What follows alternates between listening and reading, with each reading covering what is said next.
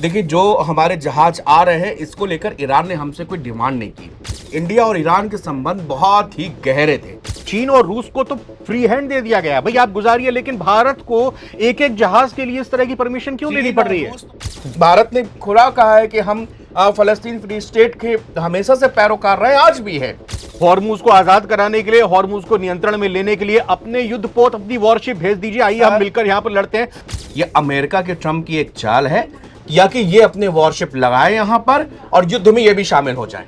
और ये जो अमेरिका की दादागिरी है, ये जो डॉलर है, जो गुमान है, ये सब मटिया मेट हो जाएगा। उन्होंने ये भी कहा है कि मैं बात इसलिए कर रहा हूं क्योंकि उसका फ्रूटफुल रिजल्ट मुझे मिला है। स्ट्रेट ऑफ हॉर्मुज पर ईरान की किलेबंदी को पार करके भारत का शिवालिक जहाज 45,000 टन एलपीजी लेकर, जब आप ये वीडियो देख रहे होंगे उस वक्त तक गुजरात के मुंद्रा पोर्ट पर पहुंच चुका है। और इसके साथ ही कल यानी 17 मार्च को नंदा देवी जहाज गुजरात के ही कांडला पोर्ट पर एलपीजी के साथ पहुंचने वाला है। इसके अलावा यूएई से जगलाडकी नाम का जहाज कच्चा तेल लेकर, जिसमें 80,000 टन से ज्यादा का कच्चा तेल है, वो लेकर रवाना हो चुका है। हॉर्मुज स्ट्रेट से उसको क्रॉस करने की परमिशन मिल गई है, वो वहां से निकल सकता है। लेकिन इस बीच सवाल यह है कि ईरान की तरफ से जब यह कहा गया कि सिर्फ और सिर्फ चीन और रूस के ही जहाजों को स्ट्रेट ऑफ हॉर्मुज क्रॉस करने दिया जाएगा, तो आखिर भारत की तरफ से ऐसी कौन सी वो डिप्लोमेसी की गई है जिस वजह से ये जहाज भारत में आने के लिए ईरान ने परमिशन दे दी है? क्या ईरान की तरफ से चीन और रूस की तरह ही भारत के लिए भी स्ट्रेट ऑफ हॉर्मुज के दरवाजे परमानेंट ओपन कर दिए गए हैं? इसको लेकर विस्तार से एस जयशंकर विदेश मंत्री का इंटरव्यू हुआ है, उसमें बड़ी बातें कही और समझाया है, बताया है कि क्या स्टेटस है स्ट्रेट ऑफ हॉर्मुज से गुजरने वाले भारत के जहाजों का। और एक और इंपॉर्टेंट जानकारी मैं आपको दे दूं कि आज की तारीख में इस वक्त फारस की खाड़ी के पश्चिमी हिस्से में यानी कि स्ट्रेट ऑफ हॉर्मुज से लेफ्ट हैंड की तरफ आज की तारीख में भारत के 22 भारतीय जहाज इस वक्त मौजूद हैं, जिनमें सामान है, जिसमें एलपीजी है, जिसमें कच्चा तेल है, और उसमें 611 नाविक मर्चेंट नेवी के स्टाफ मौजूद हैं। तो ये कब तक भारत में आ पाएगा? कई सारे सवाल हैं। और भारत में क्या तेल और गैस का संकट खत्म हो जाएगा इनके आने से, जिस तरह से उनकी अभी आमद शुरू हो चुकी है? सारी बातों को जानेंगे। इस वक्त मेरे साथ मेरे सहयोगी विनीत त्रिपाठी मौजूद हैं। तो विनीत, फाइनेंशियल टाइम्स को इंटरव्यू दिया, सिर्फ परमिशन तो थी चीन और रूस के जहाजों को। ये हमारे 3 जहाज आ रहे हैं, एक आज, एक कल और एक बहुत जल्द 4-5 दिन के अंदर। क्या ये रास्ता क्लियर हो गया? इंडिया की एक स्ट्रेटेजिक विन है और एस जयशंकर, इसको बहुत बड़ा श्रेय जा रहा है विदेश मंत्री एस जयशंकर को। लगातार उन्होंने अपने बातचीत जो है अपने काउंटर पार्ट से जारी रखी। अरागची से उन्होंने लगातार इसी मसले पर बातचीत करी क्योंकि इंडिया का स्टैंड बिल्कुल न्यूट्रल है। हम इस वॉर में एकदम, हमारा जो पक्ष है वो न्यूट्रल है। लेकिन इंडिया और ईरान के संबंध बहुत ही गहरे थे और इस बात को फाइनेंशियल टाइम्स में एस जयशंकर ने इस बात को बहुत पुख्ता तरीके से करा कि अभी देखिए, जो हमारे जहाज आ रहे हैं इसको लेकर ईरान ने हमसे कोई डिमांड नहीं की। सबसे बड़ी बात कि हमारे ऐसा कोई पैक्ट नहीं है हम दोनों के बीच में जिससे ये कहा जा सके कि हमने उनके लिए ये चीज की हो तो उन्होंने हमारे जहाज के लिए हॉर्मुज को खोला हो। लेकिन ये एक स्ट्रेटेजिक विनर है। उन्होंने कहा, और जयशंकर ने एक बात कही कि अगर दूसरे देश भी चाहते हैं ऐसा ही करना तो वो मुझसे सलाह ले सकते हैं। ये एस जयशंकर ने कहा। हाँ, उन्होंने कहा वो मुझसे सलाह ले सकते हैं। देखिए, लेकिन एक चीज है विनीत, अभी बहुत सारे कमेंट आएंगे जब हम ये बातचीत करें। उनका ये कहना कि भाई अब चीन और रूस को तो फ्री हैंड दे दिया गया, भाई आप गुजारिए, लेकिन भारत को एक एक जहाज के लिए इस तरह की परमिशन क्यों लेनी पड़ रही है? रूस तो उनके पीछे से युद्ध लड़ रहे हैं ना सर। अब चीन और युद्ध तो खुला मैदान अमेरिका की धू कर दी उन्होंने। सारी सैटेलाइट जो है इमेजेस जा रही हैं, सारा इंटेलिजेंस जा रहा है। अब तो उन्होंने सीधे अरागची ये भी बोल रहे कि अब कुछ कमेंट्स ये भी आएंगे कि भाई भारत क्यों पूरी तरह से ईरान के साथ में नहीं है, भारत क्यों दो नाव में सवार हो रहा है, अमेरिका के साथ भी है, ईरान के साथ भी है। भारत कभी भी किसी की वॉर में बीच में नहीं इंटरफेयर करता। हमारी ये जो है नीति नहीं रही है, कभी नहीं रही इस तरह से कि हम किसी एक को सपोर्ट करें। इधर ईरान भी आपका अच्छा मित्र है, इजराइल भी आपका अच्छा मित्र है, रशिया आपका पार्टनर है ही है, अमेरिका आपका पार्टनर है ही है, आप इससे दो राय नहीं कर सकते। आपने ट्रेड डील साइन की हुई है, तो आप किसके पक्ष लड़ेंगे और किसके दुश्मन बनेंगे? अगर आप ईरान से लड़ते हैं युद्ध, आपके लिए इजराइल दुश्मन हो जाएगा। आपने आपके कितने सारे ड्रोन्स टेक्नोलॉजी है, एआई टेक्नोलॉजी है, एयर डिफेंस सिस्टम है, कितनी सारी चीजें आपको जो है इजराइल से आप आपको मिलती हैं तो आप किसी को ये जो है वो नॉन अलाइंड वाली जो गुट निरपेक्ष वाली भारत नीति है नीति है, लेकिन भारत इससे थोड़ा सा अपनी इस पॉलिसी से हटा है। ऐसा नहीं है कि हम वही 1947 से जो हमारी पॉलिसी है तो हम उसी को लेकर अब तक नहीं चल रहे हैं। 2014 के बाद से हमने इजराइल की विजिट की है। हम पहली बार प्रधानमंत्री मोदी, कोई भारत का देश का प्रधानमंत्री इजराइल गया है। भारत ने खुला कहा है कि हम फलस्तीन फ्री स्टेट के हमेशा से पैरोकार रहे, आज भी है, लेकिन हम आतंकवाद पर हम दोनों साथ हैं। यानी कि उन्होंने बताया कि भाई फलस्तीन एक अलग स्टेट होना चाहिए, लेकिन हमास के लिए अगर आप ऐसी आपके देश में कोई आतंकी घटना होगी, हम एक साथ हैं। तो आप देखिए भारत का स्टैंड एकदम क्लियर है, क्लियर एंड कट है कि आप इसीलिए एस शंकर ने रागची से बातचीत की कि देखिए भाई ऐसी बात है, हमारे आपके कोई संबंध नहीं, ना तो हमारा कोई पोर्ट अमेरिका इस्तेमाल कर रहा है ईरान के लिए, हमारी सरजमी कोई इस्तेमाल नहीं हो रही ईरान को, बल्कि ईरान के शिप को हमने जगह दी है अपने डॉक में। तो ये बातें बहुत रोचक बात आपने यहाँ पर छेड़ी। और जैसा आपने कहा ना कि एस जयशंकर ने अपने इंटरव्यू में कहा कि भारत और ईरान के बीच में किसी तरह की डील नहीं हुई कि भाई ना, हमारे आप 3 जहाजों को छोड़ दो। ये इसलिए उन्होंने क्लैरिफाई किया, मैं बता दूं, ट्रम्प की तरह दोहरा बने कि तुम जो है हमको ये दो, हम तुमको ये नहीं, मैं उस पर एक बात भी कर रहा हूं, क्योंकि कई सारी जगहों पर यह बात भी फ्लो हो रही है कि भारत के जहाजों को आने की ईरान ने परमिशन इसलिए दी है क्योंकि जो एक जहाज, पानी का जहाज, एक युद्धपोत ईरान का भारत में खराब होने के चलते कोच्चि में इस वक्त रिपेयर हो रहा है, उसमें 170 क्रू मेंबर्स थे।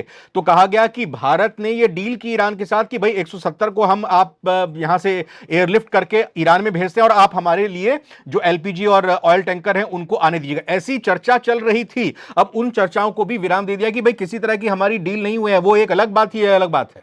देखिए वो मानवता हमारे देश के लिए सबसे प्रथम है, और पहले भी एस जयशंकर ने इस बात को क्लियर किया है कि हमने मानवीय रूप में, उन्होंने हमसे मदद मांगी, हमको सिग्नल मिला, हमने जो है देखा कि वास्तव में ये लोग ऐसी कंडीशन में हैं। उस समय हिंदुस्तान ने मानवता के लिहाज से ये मदद की।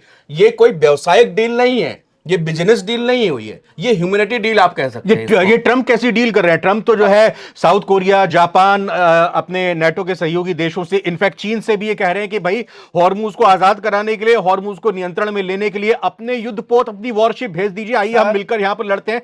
भारत का लेकिन इसमें नाम नहीं है, भारत को उन्होंने न्योता नहीं दिया है, भारत को नहीं बुलाया है। हाँ, ये उनको इसमें हॉर्मुज ऑफ स्ट्रेट में इन जो 7 देशों के और नेटो की बात कर रहे हैं ना आप, ये अमेरिका के ट्रम्प की एक चाल है या कि ये अपने वॉरशिप लगाए यहां पर और युद्ध में ये भी शामिल हो जाए। बस ये हॉर्मुज स्ट्रेट खेल है। ये चाह रहे हैं कि जिस तरह हम कूदे पड़े, हमारी बुरी स्थिति हो रही है, जापान भी आए, ऑस्ट्रेलिया भी आए, मना कर दिया जापान ऑस्ट्रेलिया ने, सब मना करेंगे। क्यों कोई अपने जो है अपने आदमियों को मरवाने के लिए भेजेगा वहां? चीन को बुलाना और भारत को नहीं। ईरान साफ तौर पर, ये तो अच्छी बात है कि भारत को नहीं बुलाया, इसमें वो जानते हैं कि भारत जाएगा भी नहीं, उनको पता है। तो चीन को इसलिए बुलाया कि देखिए मैं तो शांति चाह रहा था, लेकिन चीन नहीं आया। चीन को उनको बुलाना क्योंकि इनकी दुखती रग यही है, चीन, यही रशिया और यही हिंदुस्तान, RIC। अब कहां से डिबेट शुरू हुई थी, हम कहां आ गए? सॉरी, रशिया, इंडिया, चाइना, यही इनकी सबसे बड़ी दुखती रग है। भविष्य में आप देख लीजिएगा, हम आप डिबेट करें या ना करें, कोई और करे, कभी हो, लेकिन एक दिन ऐसा आएगा अगर ये तीनों देश एक हो गए, गलती से अगर हम लोग, हमारी चीन के साथ जो प्रॉब्लम्स हैं वो खत्म हो गई, तो हालात जो है बदल जाएंगे। और ये जो अमेरिका की दादागिरी है, ये जो डॉलर है, जो गुमान है, ये सब मटिया मेट हो जाएगा। लेकिन उसके लिए सफर बहुत लंबा है, क्योंकि ब्रिटेन जैसे खूंखार देश बैठे हैं जो आपके देश में जाति, मजहब, भाषा, हिंदू, मुसलमान, सिख और वो कुकी, मैतेई, इतने ज्यादा विवाद करके रखे हैं, और ऐसे हमारे साथ नहीं, सबके साथ में। तो हम एक होने नहीं देंगे, लेकिन अगर कोशिश की जाए और ये हो जाए तो ये सारी समस्याओं का समाधान निकल आएगा। 3 को तो हरी झंडी मिल गई। 22 भारतीय जहाज अभी भी इस वक्त फारस की खाड़ी में मौजूद हैं। वो इंतजार कर रहे हैं कि स्ट्रेट ऑफ हॉर्मुज से कब आए। और जयशंकर विदेश मंत्री की तरफ से यह भी कहा गया कि मैं रेगुलर बातचीत कर रहा हूं, यानी कि ये माना जाए कि ये जो 22 जहाज अभी अटके हुए हैं, फंसे हुए हैं, इनको भी एक सुरक्षित रास्ता मिलेगा जल्द ही। बिल्कुल बिल्कुल। उन्होंने ये भी कहा है कि मैं बात इसलिए कर रहा हूं क्योंकि उसका फ्रूटफुल रिजल्ट मुझे मिला है। जयशंकर की आपकी हर एक लाइन उनकी ना एक केमिस्ट्री होती है। उन्होंने कहा कि मैंने बात की, मुझे रिजल्ट मिला, इसलिए मैंने दोबारा बात की। हाँ। यानी जो पहले इन्होंने बात की तब हमारे शिप निकले, फिर बात की निकले। तो थोड़ा सा ये है कि अब रशिया और चाइना की जैसे कि एकदम उनको फ्री हैंड जो यहां पर दे रखा है कि भाई आपके, चूंकि वो रणनीतिक साझेदार है सर, मिलिट्री के साझेदार है उसके, तो उसके लिए क्यों नहीं वो करेगा? भारत के साथ कोई खुलकर देश आएगा, हम उसके लिए मना करेंगे तो ये तो बहुत बुरी बात है। वो तो कल अगर हाथ सकोड़ने रशिया तो कह देगा ठीक है भैया, वो तो जाओ अपनी बाढ़ में जाओ, हमें क्या मतलब, हमारे भरपूर तेल भी है, गैस चलिए भी है। मुबारक हो, शिवालिक तो जो है वो पहुंच गया है। और जैसा हमने कहा भी था कि जब वीडियो देख रहे होंगे तब तक ये शिवालिक पहुंच गया होगा। तेल गैस का संकट क्या खत्म हो जाएगा इन एक दो जहाजों के आने से? संकट सर बहुत हद तक संकट अभी इतना वो नहीं है। थोड़ी सी क्राइसिस हुई है, वो हुई है अफवाहों की वजह से, वो हुई है थोड़ा सा पैनिक सिचुएशन है। ये वही हाल है जैसे कोविड के समय पे लग रहा था कि हाँ, तो लोगों का काला बाजारी शुरू हो गई। तो हिंदुस्तान में, हमारे मुल्क में लोग भी कुछ ऐसे हैं कि जिनको कहा जाए क्या कि ऐसी कंडीशन में जब आप देख रहे हैं कि आपकी चारों तरफ वॉर सिचुएशन है, उस समय भी आपको जो है वो 910 रुपए का सिलेंडर 2500 की बेचने की, मतलब 1500 रुपए कमाने के लिए जो एक पैनिक कर दिया कुछ ये देश से वर्ष। गद्दारी है। ये अगर ये कोई कर रहा है ना तो कर मैं रहे मैं हैं। कह रहा हूं कि ये देश से गद्दारी मानी जानी देश चाहिए। भर में कहां कहां छापे पड़े, किसके किसके यहाँ सिलेंडर्स मिल रहे हैं, भरे भरा सिलेंडर बना रहे यार। एक बूढ़ी माँ लाइन में खड़ी, शर्म नहीं आ रही? जो ये वही देश है ना सर कि कह के गए थे ना कि अब हमारे क्रांतिकारी शहीदों की मजारों में पड़ेंगे खाक के डेले, वतन पे मिटने वालों को बाकी निशा होगा। हो सकता बुरा लगे मेरी बात, लेकिन सच्चाई यही है कि और आपको इस समय अपने देश के साथ खड़ा होना चाहिए, एक मुट्ठी बंद होकर। बिल्कुल बहुत बहुत नाजुक समय, अगर कोई सोच रहा हो ना कि युद्ध मिडिल ईस्ट में है, लेकिन बहुत ही नाजुक वक्त है इस समय, सबको साथ रहना चाहिए, देखिए, सबकी मदद करनी कई चाहिए। लोग इस पर कमेंट्स करेंगे, ठीक है, आप पूरी सर, तरह मोस्ट से वेलकम है। हाँ। स्वतंत्र हो। लेकिन आप जरा याद कीजिए 1965 के युद्ध में जब भारत और चीन आमने सामने थे तो तत्कालीन प्रधानमंत्री लाल बहादुर शास्त्री ने देशवासियों से अपील करते हुए कहा था कि एक वक्त का खाना प्लीज छोड़ दीजिए, क्योंकि देश में इस वक्त अन्न की कमी है।